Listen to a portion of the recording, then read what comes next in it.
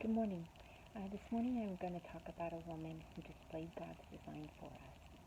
She is a woman who is beautiful in appearance, but really showed what God's beauty looks like.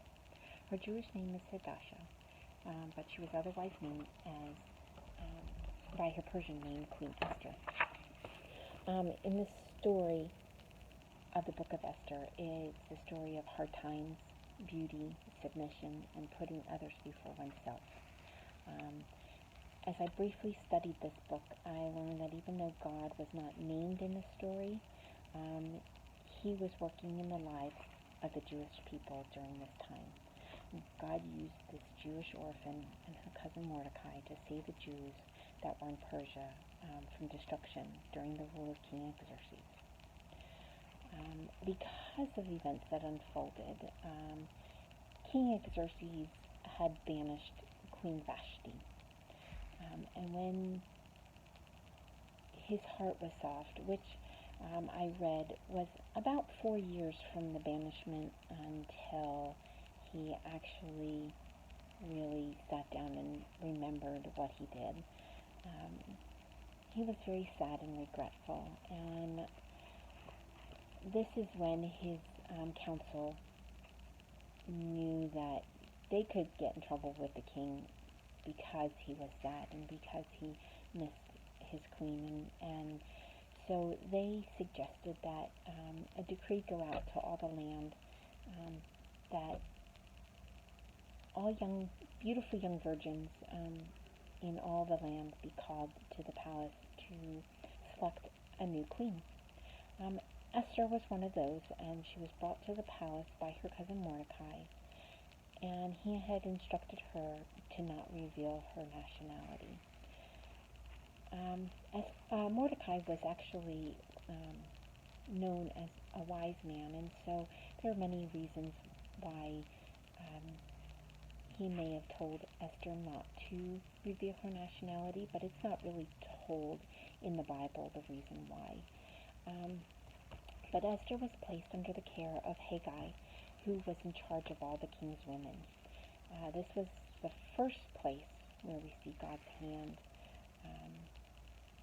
because Esther won favor with Haggai, and with this favor, she received a special place in the harem. She received special treatment, and she was chosen to go through the year-long beautifying process to be brought before the king, so they can choose the next queen. So during this process, she won favor. She got a special place in the house, and she received handmaids. And when it was Esther's turn to go before the queen, instead of beautifying herself with jewels and makeup and all of that, she actually turned to the advice of Haggai, and this is where we see God, because Esther showed some beautiful qualities during the process. Even though Esther would not be able to go back to her home, she was gracious. Proverbs 11:16 says, "Gracious women get honor." She was naturally beautiful. Proverbs 31:10 says, "Excellent wife is more precious than jewels." She was soft-spoken. Proverbs 31:26 says, "She speaks wisdom, and teaching of kindness is on her tongue." Lastly, she fears the Lord. Proverbs 31:30 says, "Women who fear the Lord are to be praised." And these are qualities that we should be showing in our life. When we face difficult situations, God works in our lives for his purposes. God works in our circumstances, even when they seem to stand still. Esther found favor in the eyes of all who looked upon her. Esther 2:15. After Esther became queen, events unfolded, and Mordecai uncovered a plot to kill the king. Esther brought the plot to the king's attention, and after it was verified, it was logged in their book, the Persian Book of Records. And at that same time, the king promoted a man named Haman to be above all the other king's princes.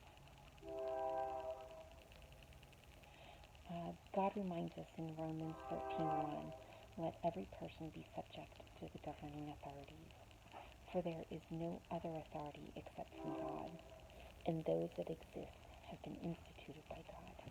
This is another spot in the story where we see Esther and Mordecai show amazing qualities of God's people.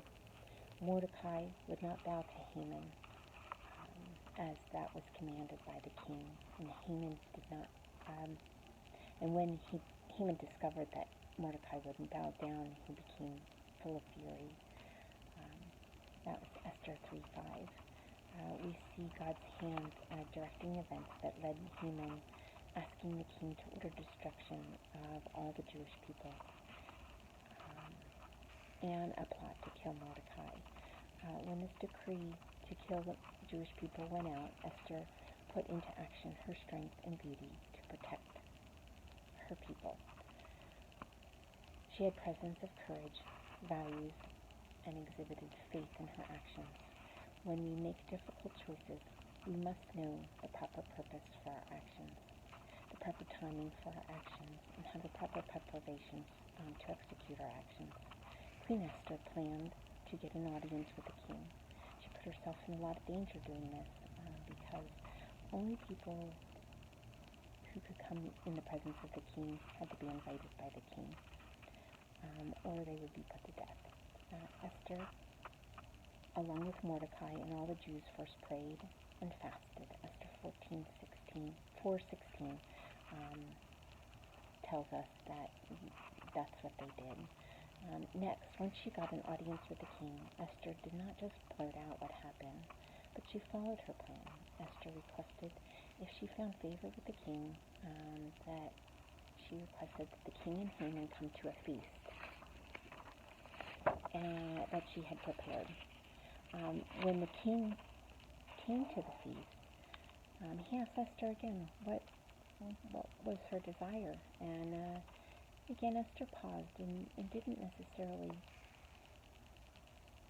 blurt out what she wanted, but again invited the king and Haman to another feast the next day.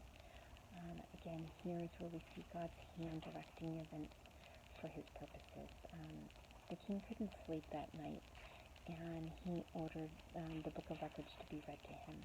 And when it was being read, the king hears the record of what Mordecai did and inquires, was anything done for Mordecai because of this honor?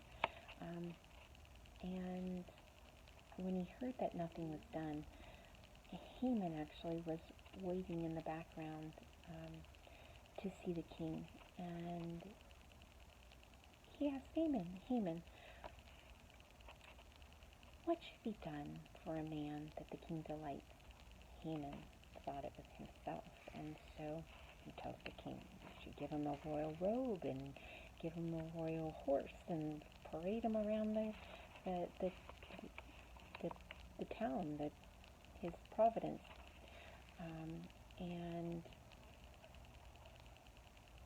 the king said, you know what, I like that. I would like you to do that for Mordecai. This was very disturbing for Haman.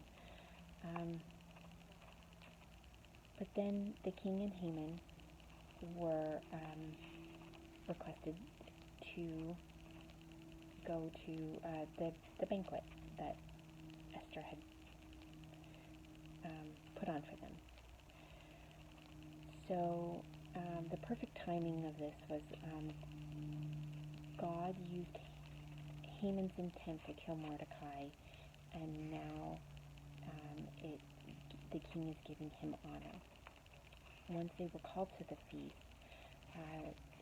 the king asked again Esther what was her petition, and Esther used her speech and courage to bring light to the plot on the Jewish people. Esther made a plea for her life and a petition for the lives of her people.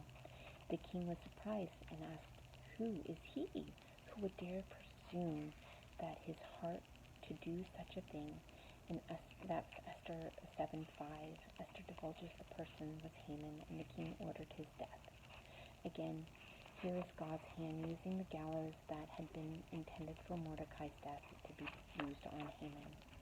The last part of the story of Esther is showing her love for her people. And even though Haman had been killed, the decree that had been made to slaughter the Jewish people was still in effect. Esther requested the king to undo the decree, in which the king gave Esther and Mordecai his signet ring and allowed them to write a decree for the Jewish people to be able to defend themselves. Esther followed through on her plan to protect her people. She saw this all the way through. We need to remember that even when it seems things in our lives are bad, God can and does have a purpose for us in those situations. God demands a lot of us, and we're not to just sit back and wait, but to take a risk. Praying and planning are key ways for us to rely on God during our bad situations. And remember always to put others before ourselves. I have only picked out a few of the key points in this lesson. I am going to continue reading. I used a book called Becoming a Woman of Beauty and Strength by Elizabeth George. This is where I got a lot of my help, because when I read the book, I can see things, but I can't always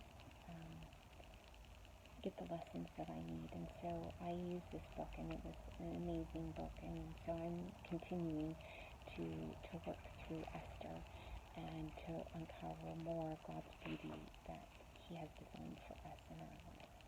I hope you find this lesson very helpful, and you have a blessed day.